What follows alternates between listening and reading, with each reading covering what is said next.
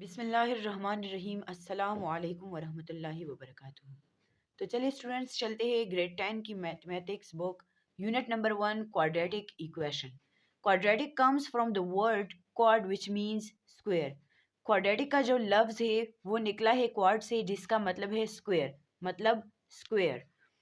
Solution of quadratic equation, हमारे पास solution of quadratic equation जो है वो मतलब दो तरीक़ों से है।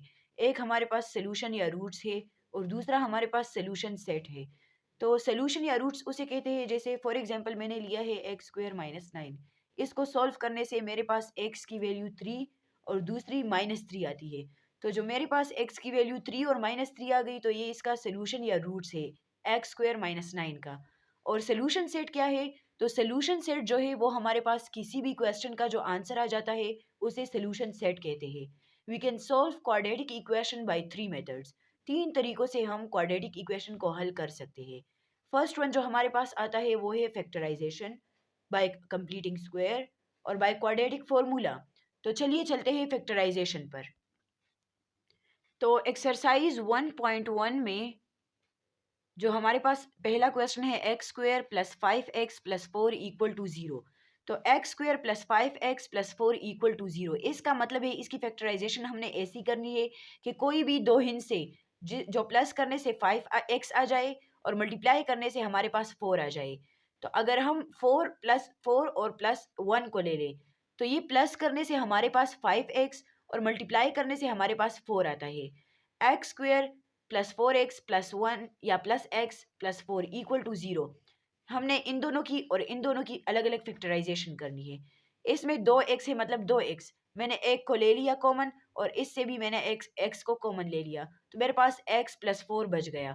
दूसरा मेरे पास है प्लस 1, तो अगर इससे मैं प्लस 1 कॉमन ले लूँ तो मेरे पास x प्लस 4 रह जाएगा।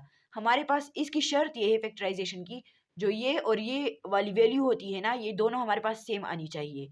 एक मेरे पास x प्लस 4 आया और दूसरा x प्लस 1 इक्वल टू 0। अगर हम इसे बाई जीरो प्रोडक्ट प्रॉपर्टी कर दे तो x प्लस 4 इक्वल टू 0 और x प्लस 1 इक्वल टू 0। असल में जो ये 4 है हमारे पास ना, ये -4 है। अगर इसको हम इक्वल के उस साइड ले जाए तो हमारे पास -4 रह जाएगा, क्योंकि हमें सिर्फ x की वैल्यू चाहिए और ये वाला 1 ये हमारे पास -1 हो जाएगा। तो इस क्वेश्चन का जो सोल्यूशन सेट मेरे पास आया वो है -1 और -4। क्वेश्चन नंबर 6 हमारे पास पार्ट नंबर 1 में है x 3x minus 5 whole equal to x minus 6 whole और x माइनस 7 होल। इसका मतलब है कि जो x है हमारे पास इसको हमने इस वाले ब्रैकेट से और जो ये वाला ब्रैकेट है हमारे पास इसको हमने इस ब्रैकेट से मल्टीप्लाई करना है। तो x को जब 3 से मल्टीप्लाई किया मैंने तो मेरे पास 3x स्क्वायर आया, माइनस एक्स 5 ज़ा 5x equal to x x ज़ा तो एक्स स्क्वायर, एक्स 7 ज़ा -7x, माइनस 6x ज़ा -6x, 6 ज़ा 42 और minus minus plus x square अपनी जगह पर आया। माइनस माइनस साइन माइनस का लगेगा लेकिन इन दोनों को माइनस करने से प्लस, हालांकि हमारे पास माइनस माइनस की जो प्रॉपर्टी है तो minus minus equal two plus, तो मेरे पास -13x प्लस 42 अपनी जगह पर। अब मैंने इस वाली साइड को खाली छोड़ना है, इन सारों को मैंने इस तरफ लेकर आना है। तो 3x स्क्वायर और 3x square minus 5x minus x square, यहाँ पर जो प्लस में होगा वो इक्वल के इस साइड माइनस में आएगा और जो माइनस में होगा वो प्लस में आएगा। तो minus x square plus 13x minus 42 equal to 0। तो हमारे पास जो 3x है यहाँ पर और यहाँ पर माइनस एक्स स्क्वायर है, तो जब 3x से हमने एक को माइनस किया तो हमारे पास 2x स्क्वायर बच गया।